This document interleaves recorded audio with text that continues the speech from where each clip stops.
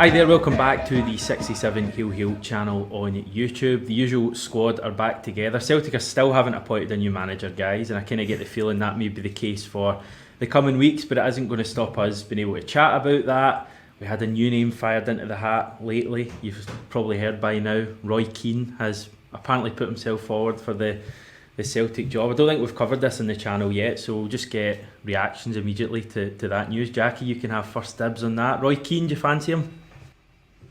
I wouldn't mind Roy Keane. Liked him as a player. I think he's actually like him as a pundit. Doesn't he mess about with his words? I think he would do a good job. There's no doubt about that. I think there's a number of names been mentioned, but I see Roy's been the latest one that he's interested in it. I think he was reportedly interested, or they spoke to him the last time before Ronnie came in. Mm-hmm. And it didn't materialise. So, maybe he's got regrets at not taking it then, and he wants a shot at it. I would have no problems him coming in there. I think he would do a good job. Yeah, I've got quotes from Roy Keane's book. I think it's his second autobiography called The Second Half, and he said this about the Celtic job. He said, "I'd been down this road before when I signed for Celtic as a player. I felt they wanted me, but they weren't showing how much they wanted me. It wasn't rocking my boat. They just didn't show me that they wanted me, and I was happier staying in the Ireland job. I felt powerful saying no, I felt good, but I wondered if I was making the right decision, right job, wrong time." And there was also reports that perhaps the discussions with Peter Lawwell didn't quite go to his satisfaction, and that's why he ultimately said no too. Obviously, Peter Lawwell's going out the door now, which could open the door for all this. It's a really interesting one. The report was that he put his name forward for it, and not that Celtic are interested, but I'd be surprised if they didn't at least have a look at him. In terms of how it's perceived by the Celtic support, it's gone down like a bit of a lead balloon, Hamish. And I'm part of that squad, I think. I just look at his recent kind of managerial history and the fact that I think I'm right in saying his last proper managerial job was at Switch Town, which he left in 2011. So that's 10 years ago. I know he's worked with Martin O'Neill with the Republic of Ireland set up, and I think Nottingham Forest as well. He was assistant there. And I know that he's still, aware of what's happening in football in general with his role at Sky. My fear is that Dermot Desmond gets quite excited the minute he sees this report and he sees that Roy Keane. We know that he quite likes a Irish footballing icon, Robbie Keane. Obviously, we've had a fair few Northern Irish ones as managers as well over the years. So that's my fear. John, you kind of sidestepped that there. You didn't really give too much of an opinion. You kind of put together the party line and you told us what fans are maybe thinking. But you're a fan. What do you think? I'm actually probably not as against it as other people might be. I understand the hesitation with it. There's part of me thinks that it would obviously be big news, and I think it'd be probably quite an exciting wild ride. In terms of whether it's what Celtic need, I'm not quite sure. I think I'm one of these fans who's looking for perhaps a trendier name than a Roy Keane, someone who comes in and has exhibited new ways of thinking in management and coaching over the last few years specifically. So he certainly wouldn't be my number one choice. I think it's worth a look at least. It depends what kind of how you would fit into the Celtic structure, whether he'd work under a director of football. I don't think Roy Keane could be the main man at Celtic. I think he would need a strong coaching team behind him as well. And who that would be, we don't know. Who would his assistants be, for example? Who would his staff be? That's all part of it, isn't it, Jackie? It's like some people are crying out for this Celtic team to have a kick up the arse, basically, but that's not all they need next season. No, I think they need a structure in place behind it. I think the management team's crucial to that. If Roy or whoever comes in, that they bring their own people with them. Like a fresh start. That's the players see things differently. I can understand certain bits there because he's been out of club management for so long. And you wonder where. I think he'd be leaning towards the kind of older school approach. What he's come up with. Some players don't respond to that now. Or it's different times, but at the same time, the fans would want that. It's what the fans would want, that kind of passion and willingness to win your battles when you're 1v1 with the basics. So win your headers, as we've said many weeks. So I can see why there would be a wee bit apprehensive because he's been out that for so long. But I think that's where the maybe people that he brings in with him. If that was the case, that you bring in a strong management team that's fresh, good ideas, and he's the kind of forefront of that. Yeah.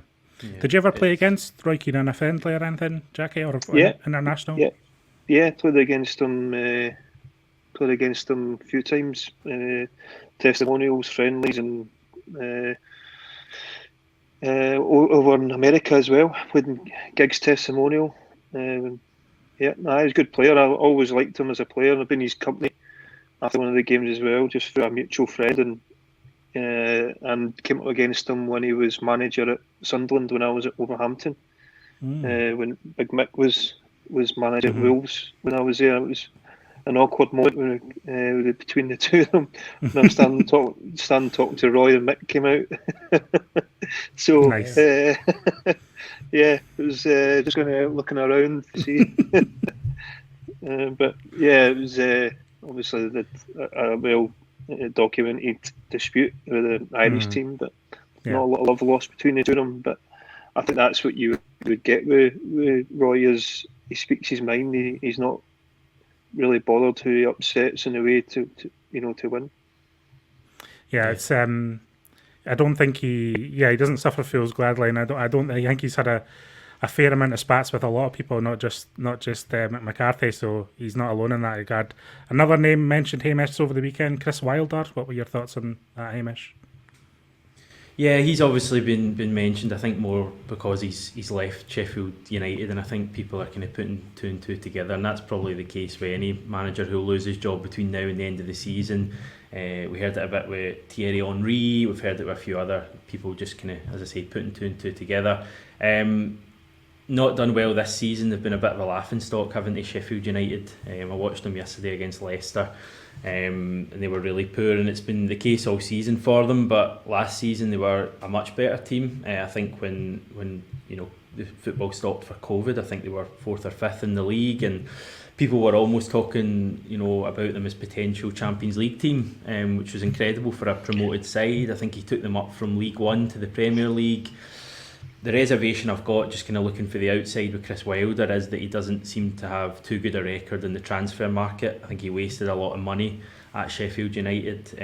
You only have to see their two strikers, McBurney and Burke, the two Ollies, who they spent a lot of money on, and I don't think either of them are particularly good. So definite reservations there. But Jackie, he's done a good job down south. Do you think he's a genuine contender, or are folk just chucking any name in the hat? I think anybody who's come out of a job, or it's going to get linked with it. I agree with what you're saying there. I think he's done a good job everywhere he's been. I came up against him when I was at York. He was manager at Northampton. He'd done a good job there, and he's went up and up. So this is the first time in his managerial career that he's had a kind of drop, if you like. With Sheffield United. I think he won the manager of the year 2 years ago, and I think he was in the running last year. I don't know if he won it last year, but he was definitely in the running again last year with the job he'd done in his first season in the Premier League. So I think he's been a successful manager throughout up until this season. They've hit a real wall, just can't seem to get it in front of goal and create goals this season. But I'd be surprised if somebody like Chris Wilder was a target for Celtic at the moment. John, do you think we can attract someone like that who's just come out of a Premier League job? Or, we like to talk Celtic up, but are we being slightly unrealistic to think someone who's come out of a job in the so-called best league in the world is want to come to Scotland? I mean, let's be honest, he was the Sheffield United manager. He wasn't the Man United manager. No harm to Sheffield United fans, any Sheffield United fans coming on our YouTube. But I just think Celtic are a much bigger club, yeah. But I think I'm actually more of a fan of this particular speculation than some of the other managers mentioned, and I know that this is another name that's gone down like a lead balloon with some supporters, but I think that just shows how fickle football can be down south and how quickly a perception of a manager can be. I feel like this time last year everyone was hailing Wilder as one of the managerial mavericks in the Premier League with his 3-5-2 system and his rampaging centre backs. And I don't know, there's just something about it that seems appealing to me. Like Jackie, I don't really see it as happening. I can't really see that one coming off, but it's one of the more interesting names out there for me. Certainly in the field of candidates that include some other notable high-profile names. I mean, I prefer Chris Wilder than Roy Keane, for example. Put it that way.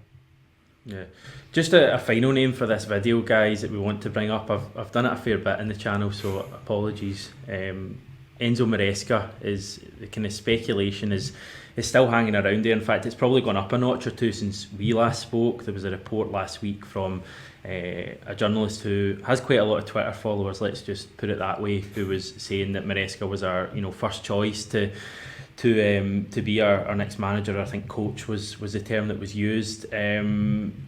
He's still doing well in Manchester City. They're well clear at the top of the Premier League. I believe they won 7-1 today. They're in course to score 80 goals this season, which in a 24 game league is a lot. I know we don't want to read too much into youth football.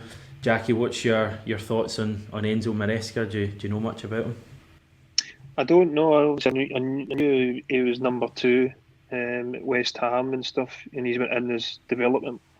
The under-23 doesn't interest me at all. That under-23 league, the development league, it's not real. There's no crowds, there's no pressure. Man City, you'd expect him to have the best young talent about, which they have. There's people behind the scenes, but he might be a good coach, and he's learned from some top managers, and you'd hope that he's hungry in that sense to go and do it himself at a big club like Celtic. It does look like there's sometimes something in things when you see it come round and round. With the director of football with Fergal, the Man City connection. There is. It looks like there could be something in that, or definitely been spoken about. But again, you don't know what the guy would be like until he took a top job himself, with the pressure that goes along with it, and not just playing a Monday afternoon and with no pressure, no fans, no real expectation to do well. Yeah, I agree with much of that, but it's kind of one of those ones that's kind of grown arm and legs over the last few weeks as Celtic fans go around in circles discussing names. His is the one that keeps kind of coming cycling up to the top again. Very interesting comments from Robert Snodgrass last week, who obviously worked with him at West Ham, saying he's one of the best coaches he's ever worked with and would be an elite level coach for Celtic. It's when you hear stories like that you kind of think there might be something in this, and Celtic might be onto a winner here, picking this guy out of relative obscurity to give him his first senior management job. It just feels like a risk to me. It just feels like you're giving someone like that a massive job. The Celtic job's, like many managers say, like no other, and it just seems a bit outlandish to think that he can come in and bring the fight to Steven Gerrard and Rangers next season. It feels like a rags to riches story that doesn't quite fit in with maybe what Celtic are looking for. But he's your boy, isn't he, Hamish? He's the man you want. Well, I was going to say, I feel like I've deviated slightly for that in the last week, and I've kind of loosened off I've jumped off the I'm not totally off the Maresca bus, but I'm certainly Enzo bus. pushing the button. I'm on the edge of the bus. I don't know if it was all their celebrations last week and all that gloating, but I kind of feel like I want a big man in to sort everything out next season, and I don't know if that's an Eddie Howe or if it's Roy Keane or Chris Wilder or whoever, but I must admit a few people pointing out on the channel that Maresca's never managed a full team, and Jackie obviously seems to think that youth football isn't up to a hell of a lot with regards to how you should be judging a manager. So it is a big step up. Jackie, do you feel that we need a more kind of assured pair of hands next season than effectively a youth coach? Yeah, I think they'll be looking at it and making sure that, because I think, if they do that, then it looks like, they're penny pinching, they're taking a massive gamble to try and catch Rangers at this point. You look at the pros and cons, every manager that's been linked and the ones that when they bring in, they'll see the faults in every one of them, but they're it's such a big decision, and again, I keep going back to it, that I think that's why it's important to have a director of football first, and explain the reasons why they're bringing these people in, whoever they decide to bring in, and give them all the support they need and the backroom staff, to succeed. And I think the fans will want to see a real structure put in place that, not just for one season, for the next number of years. This is a plan moving forward. And there's managers come and go, but the structure of the club and everything else should run smoothly. It kind of, this discussion and other discussions we've had on the channel and other videos and stuff, it kind of sums up for me that there's no outstanding candidate for the job. Do you know what I mean? It's like, I feel like, last time when Ronnie Dyler left, the direction of travel seemed that always going to be towards Brendan Rodgers, and this time it just seems to be like a big mismatch of people in the pot, and we don't really know who's going to come out. It's a bit disconcerting, to say the least, but there is such a variety of names and managerial styles to discuss as well, which is almost, you're thinking about what you want the future of Celtic to be. So it's an interesting one, a bit of a worrying one. It'll be, I think a clear candidate. Hopefully, we'll have more of an idea over the next few weeks. Yeah, the thing that strikes me looking at that pool of potential managers is that, it's so diverse in terms of their footballing experience, their managerial ability. You've got Roy Keane, who's not managed a team in a decade, and you've got Enzo Maresca, who's never managed a professional team but has been in jobs for the last 5 or 6 years. You've got young guys, you've got old guys who are all getting mentioned. We've not really heard a hell of a lot for the club. Just quickly, John, and then I'll get Jackie's opinion. What's the kind of manager we need to be going for here? I realise that's a big question, but is it someone who's on the up? Is it someone who's had experience in the past? Is it just someone who's got a mix of everything? I think Jackie summed it up in a video we did a couple of weeks ago. I think when he said that it would be kind of, the ideal might be like a kind of figurehead manager with a real coach behind them, in the same way that maybe Rangers have over at Ibrox with Steven Gerrard and Beale, having that, and in the same way that perhaps Brendan Rodgers and Chris Davis, it's having a nucleus of coaching that the manager really trusts, but then also having a good manager and a kind of iconic presence front of house. I think that might be the perfect blend for Celtic, but it's about whether that type of manager is out there at the moment, and I don't know if he is. That's my worry. Is that what you're still thinking, Jackie? Yeah, and I think, like you said at the start, if it was somebody like a name, it's been there, or like a Keane or somebody else like that, they would have to have someone in his backroom team, with the up and coming energy that respond to the players, have them well drilled and organised. Eddie Howe, we spoke about before, I think he's very hands-on, quite similar kind of, style as Brendan. When he, there, you could see him being a good appointment. He had his backroom team. He had a big backroom team at Bournemouth. Good scouts, good people in the back, behind him as well. So I think you can look at everyone that's been mentioned and put a case for them.